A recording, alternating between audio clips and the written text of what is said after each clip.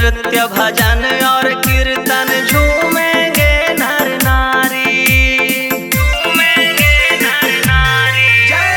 5 नवंबर भरत कुंड में भीड़ जुटत बा भारी, सुंदर नृत्य भजन और कीर्तन झूमेंगे नर नारी। झूमे जहनवाना हो बलम जी, झूमे जहनवाना, झूमे जहनवाना हो बलम जी, झूमे जहनवाना।